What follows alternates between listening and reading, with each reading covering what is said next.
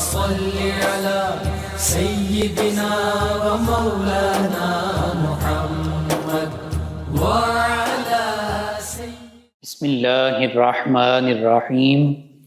السلام علیکم ناظرین و سامعین کرام۔ پروگرام یاد الہی میں روزانہ عظیم ہستیوں کے تذکارے پاک کیے جاتے ہیں اور اس کے ساتھ ساتھ کچھ ایسے موضوعات پر گفتگو ہوتی ہے جن سے آپ کو رہنمائی حاصل ہوتی ہے۔ آج بہت اہم موضوع نسلی امتیاز کا تدارک اور اسلامی تعلیمات، یعنی قرآن و سنت کی روشنی میں نسلی امتیازات جو ہیں ان کا تدارک کیسے ممکن ہے، اس حوالے سے گفتگو ہوگی۔ اس سے پہلے کتاب الشفا سے آج کا وظیفہ جگر کی بیماریوں اور یرقان کا روحانی علاج، یعنی جگر کی جتنی بھی بیماریاں ہوتی ہیں، جگر پھیل جاتا ہے، جگر سکڑ جاتا ہے، جگر کا کینسر ہوتا ہے، یرقان ہوتا ہے، ہیپاٹائٹس اے بی سی، ان سبھی کے لیے یہ چند ایک روحانی علاج ہیں، وظائف ہیں، آپ سماعت فرما لیجئے۔ سب سے پہلا روحانی علاج جگر کی بیماریوں اور یرقان کا یہ ہے کہ کسی بھی قسم کا یرقان اور جگر کا عارضہ لاحق ہو تو سورۃ الفاتحہ ایک بار، سورۃ الحشر 28ویں پارے میں ہے یہ 7 بار، اور سورۃ القریش 30ویں پارے میں ہے یہ 1 بار پڑھ کر پانی پر دم کر کے مریض کو پلاتے رہیں، جب تک افاقہ نہ ہو اس وقت تک پلاتے رہیں۔ انشاءاللہ اللہ تعالی جگر کی بیماریوں اور یرقان وغیرہ سے شفا عطا فرمائے گا۔ اسی طرح دوسرا روحانی علاج جگر کی تمام بیماریوں کے لیے سورۃ الرحمن کی آیت مبارکہ 78 اس کو پانی پر دم کر کے پلانے سے تمام امراض جگر سے شفا نصیب ہوگی۔ آیت مبارکہ اور اس کا ترجمہ آپ سماعت فرما لیں۔ اللہ رب العزت سورۃ الرحمن آیت مبارکہ 78 میں شاہ فرماتا ہے تبارک اسم ربک ذی الجلال والاکرام، آپ کے رب کا نام بڑی برکت والا ہے جو صاحب عظمت و جلال اور صاحب انعام و اکرام ہے۔ تیسرا روحانی علاج یہ ہے جگر کی بیماریوں کے لیے، ہیپاٹائٹس کے لیے، یرقان کے لیے، نیم کی ایک ٹہنی پتوں سمیت توڑ کر مریض کے ماتھے اور آنکھوں پر پھیرتے جائیں، اور اس کے ساتھ ساتھ سورۃ القریش کو 5 مرتبہ اول و آخر 11 مرتبہ درود پاک پڑھ کر دم کریں، اور یہ عمل 7 دن تک مسلسل روزانہ کریں۔ انشاءاللہ یرقان، ہیپاٹائٹس اور جگر کی تمام بیماریوں سے اللہ تعالی شفا عطا فرمائے گا۔ چوتھا روحانی علاج سورۃ البینہ، یہ 30ویں پارے میں ہے، لم یکن الذین کفروا من اہل الکتاب۔ اس سورہ مبارکہ کو بسم اللہ الرحمن الرحیم کے ساتھ صاف کاغذ پر لکھ کر گلے میں ڈال دیں، جو بھی جگر کی بیماریوں کا مریض ہے، ہیپاٹائٹس کا مریض ہے، اور اسی صورت کو اول و آخر 11 مرتبہ درود پاک کے ساتھ 21 مرتبہ پڑھ کر پلائیں، یعنی پانی پر دم کرتے ہیں، پانی مریض کو پلائیں، انشاءاللہ اللہ سبحانہ و تعالی شفا عطا فرمائے گا۔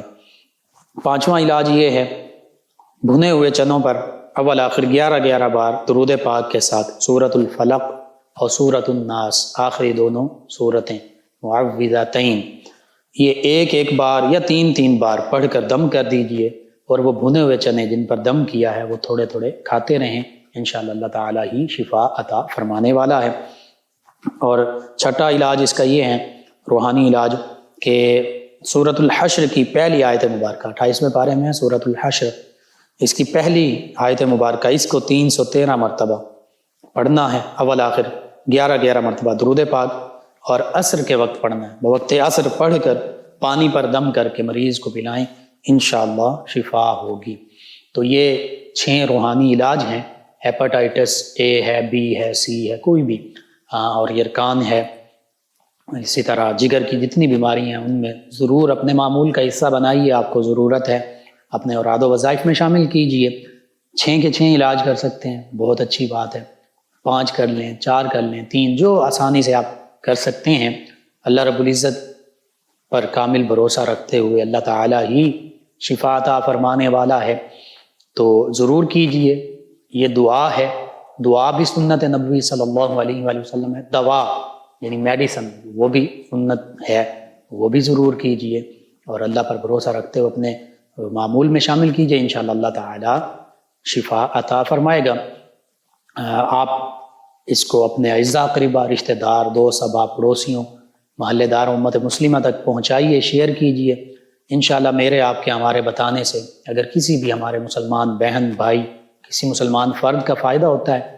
تو یہ ہمارے لیے بھی دین و دنیا آخرت میں بھلائی، فائدہ، نجات اور شفا کا باعث ہوگا۔ اللہ سبحانہ وتعالی ہمیں دین و دنیا آخرت کی بھلائیاں عطا فرمائے، آسانیاں عطا فرمائے، آسانیاں بانٹنے والا بنائے اور مشکلات سے ہماری حفاظت فرمائے، آمین۔ جی ناظرین و سامعین، نسلی امتیاز، اس حوالے سے اسلام کی تعلیمات کیا ہیں، قرآن و سنت کی تعلیمات کیا ہیں، کہ کریم صلی اللہ علیہ وآلہ وسلم کا اسوہ حسنہ کیا ہے، اور دیگر کمیونٹیز، دیگر مذاہب، دیگر جو خطوں میں نسلی امتیاز ہے آج یا آج سے پہلے، اس کی صورتحال کیا ہے، اس حوالے سے آج گفتگو ہوگی۔ نسلی امتیاز کا سادہ لفظوں میں معنی یہ ہے کہ کوئی بھی کسی رنگ سے تعلق رکھتا ہے، کسی نسل سے، کسی علاقے سے، کسی ذات پات سے تعلق رکھتا ہے،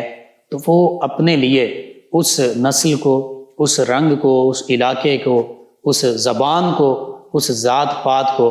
برتری کا معیار سمجھے، اسے نسلی امتیاز کہا جاتا ہے۔ اس میں اب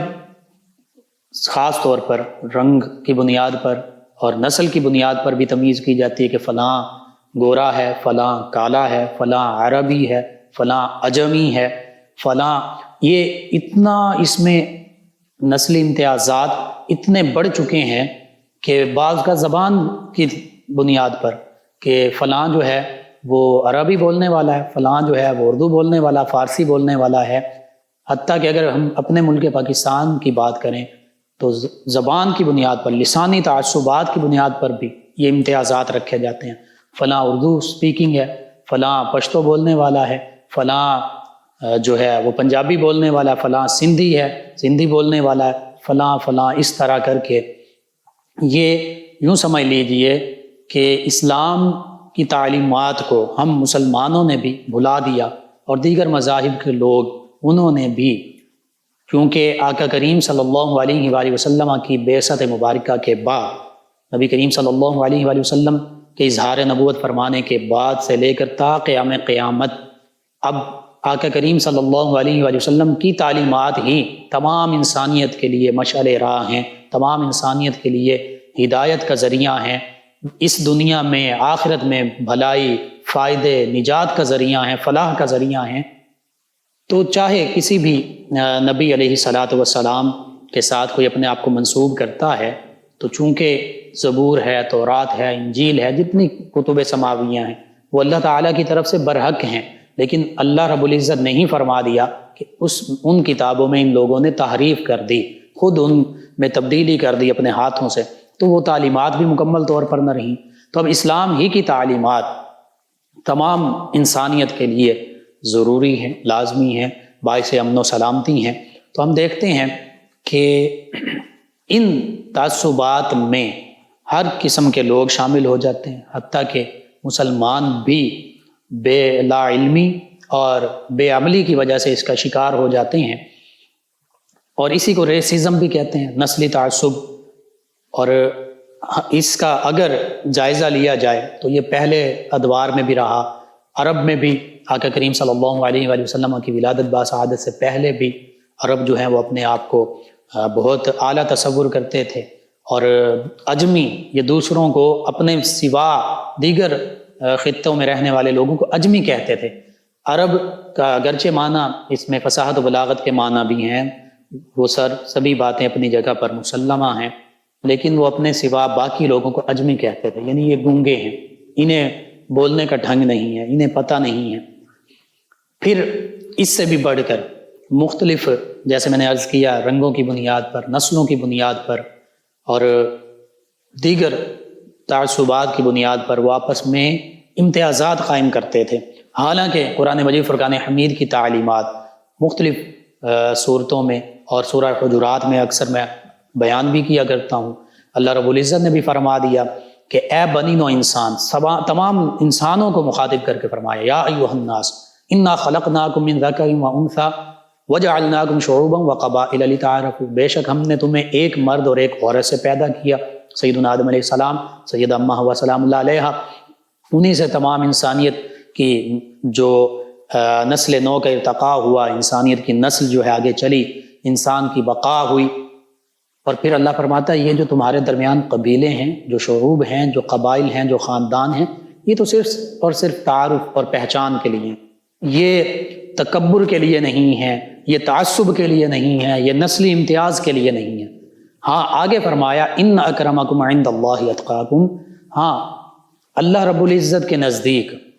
تم میں سے زیادہ عزت والا، عظمت والا، رفعت والا، کرامت والا، بزرگی والا، شرف والا، مقام و مرتبے والا وہ ہے جو تم میں سب سے زیادہ متقی ہے، جو تم میں سب سے زیادہ تقوی کا پیکر ہے، خشیت کا پیکر ہے، اللہ سے ڈرنے والا ہے، اللہ کے احکام کی تعمیل کرنے والا ہے۔ تو پتہ چلا، اور پھر جو تقوی شعار لوگ ہوتے ہیں، جو اللہ کے خاص بندے ہوتے ہیں،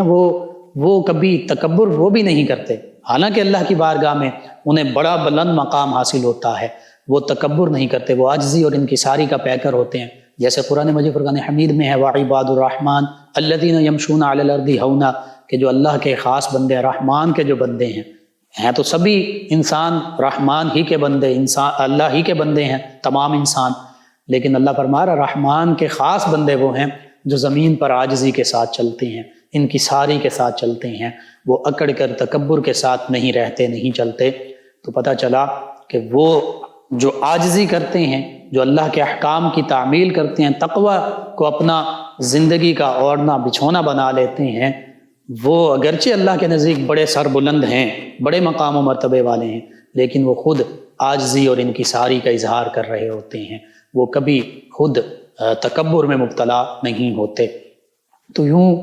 یہ جو نسلی تعصب تھا، مختلف قوموں کے درمیان تھا، مختلف علاقے کے لوگوں کے درمیان تھا، مختلف زبانیں بولنے والوں کے درمیان تھا، مختلف رنگ شکل و صورت رکھنے والے لوگوں کے درمیان تھا، اور آج بھی اسی طرح موجود ہے، حتیٰ کہ جو سو کالڈ نام نہاد سویلائزیشن اور تہذیب اور تمدن کے اپنے آپ کو سب سے زیادہ اس پر عمل کرنے والے سمجھتے ہیں، وہ بھی آج اس نسل امتیاز کا شکار ہیں۔ چاہے آپ امریکہ کی بات کر لیں، وہاں پر گورے اور کالے کا امتیاز آج بھی روا رکھا جاتا ہے، اور ایسے واقعات گزشتہ جو سابقہ سال گزرے ہیں ان میں ایسے واقعات پیش آئے ہیں کہ جہاں پر صرف اس وجہ سے لوگوں کو مار دیا گیا، بعض اوقات پولیس کی جانب سے بھی، بعض اوقات عام گورے لوگوں کی جانب سے، کہ یہ کالے ہیں، یہ سیاہ فام ہیں، یعنی ان کو اب بھی کم تر سمجھا جاتا ہے۔ اللہ رب العزت کی بارگاہ میں تو تمام انسان بحیثیت انسان برابر ہیں، وہی تقوی شرف جو ہے عزت اور شرف کا باعث تقوی ہی ہے، لیکن میں نے عرض کر دیا تقوی والے بھی اپنے آپ کو یوں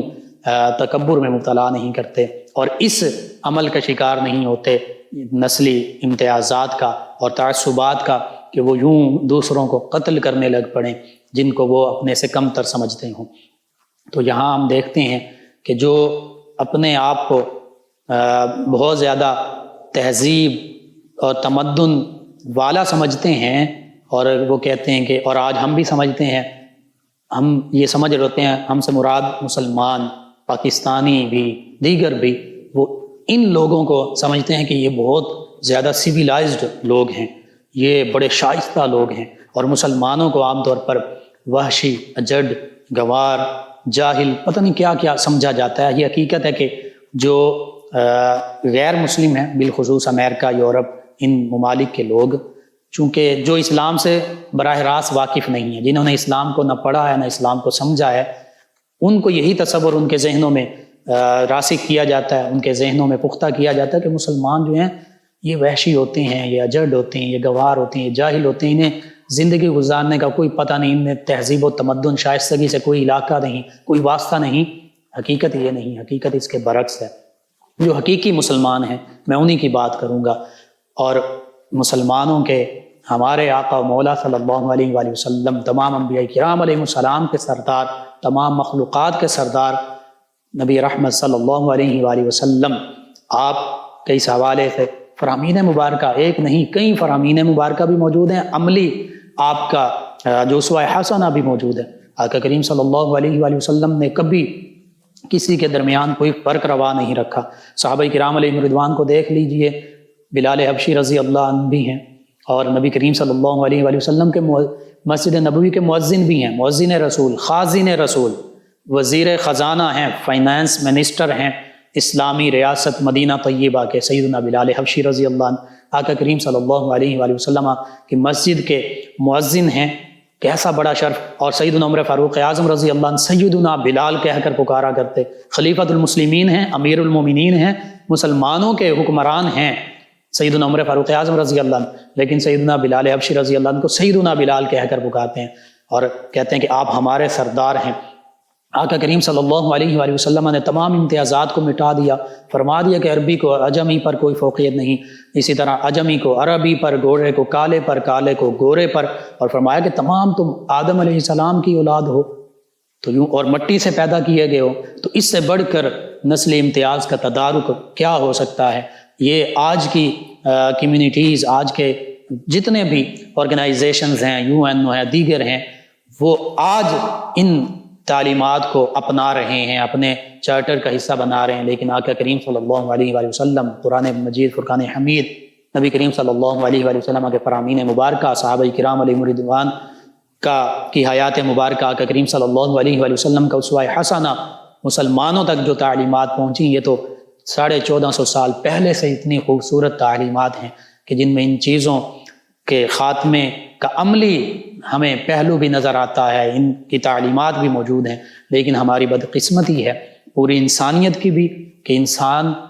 بالخصوص مسلمانوں کے ساتھ ایسا نسلی تعصب برتا جاتا ہے۔ آپ دیکھ لیجئے فلسطین میں مسلمانوں کو شہید کیا جاتا ہے، ان پر ظلم و ستم کیے جاتے ہیں، کشمیر میں مسلمانوں پر ظلم و ستم کیا جاتا ہے، برما میں مسلمانوں کو زندہ جلا دیا جاتا ہے، نیوزی لینڈ میں مسجد میں نمازیوں کو جو مسلمان ہیں ان کو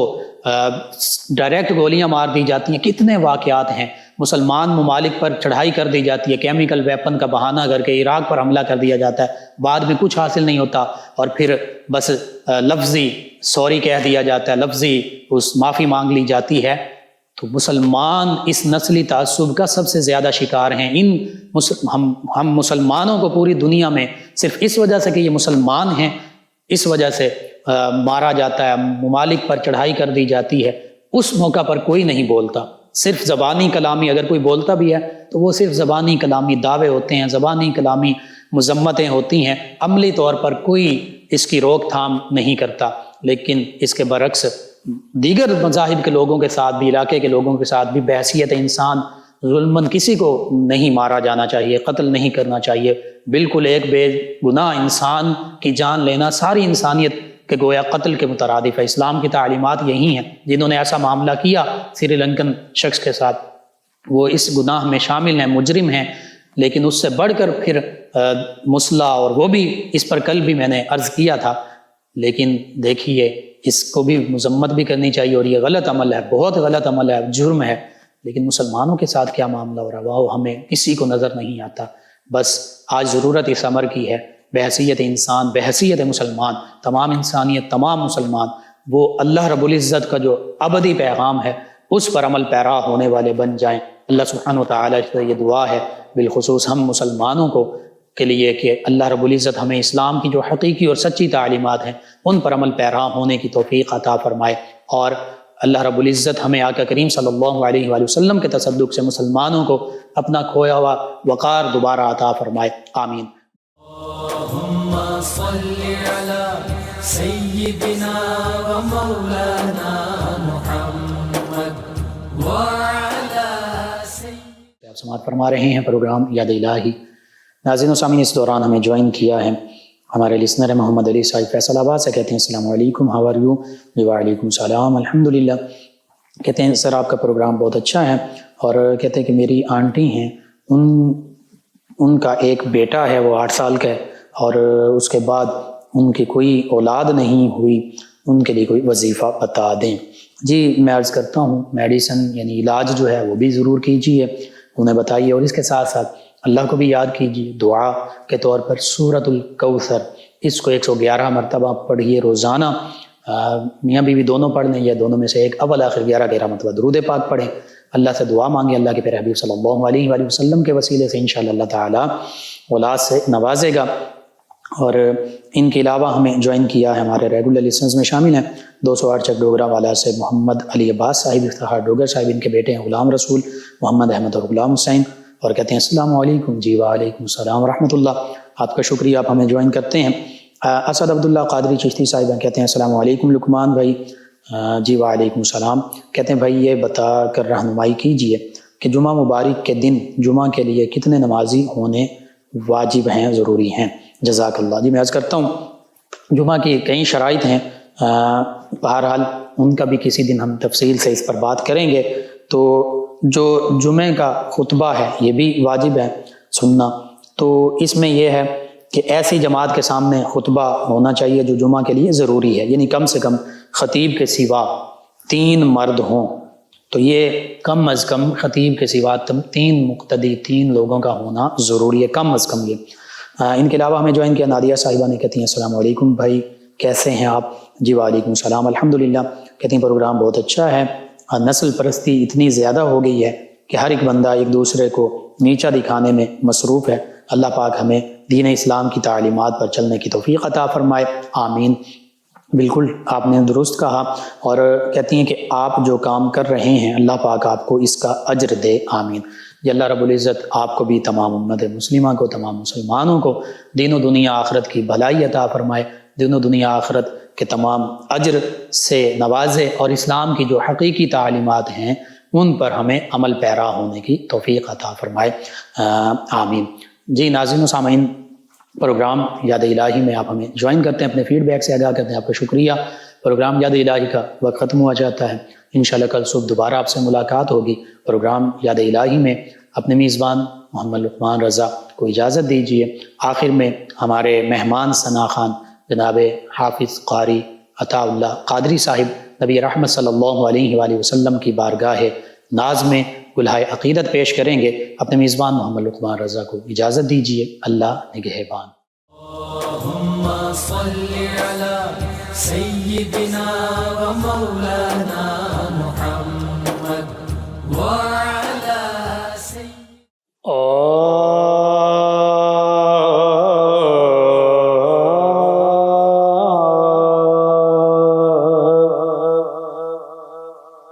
تھی جس کے مقدر میں گدائی تیرے در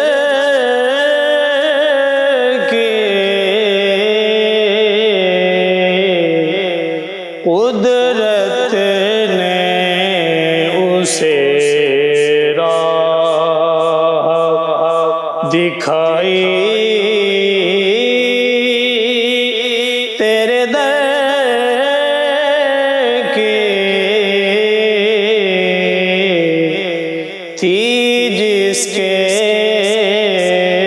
مقدر میں، اور یہ ارض و سما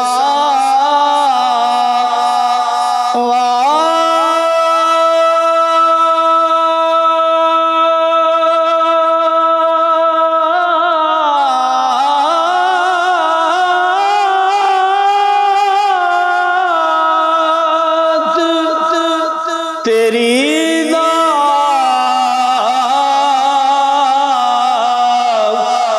کا صدقہ،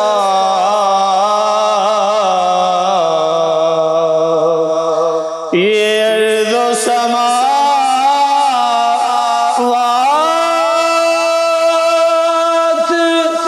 تیری ذات کا صدقہ،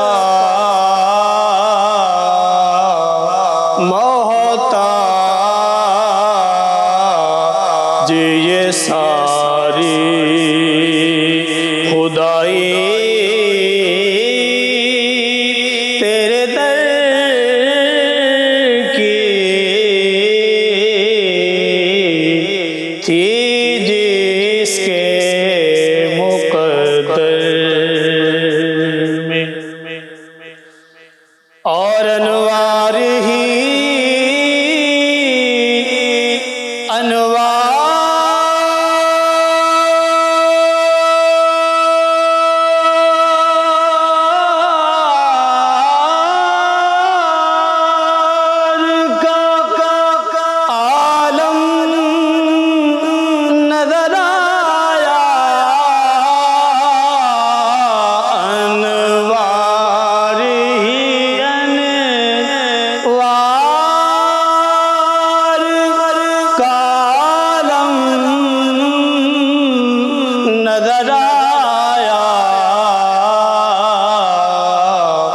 کہ چلمن جو ذرا میں نے اٹھائی تیرے در کی تھی جس کے مقدر میں، اور آیا ہے نصیب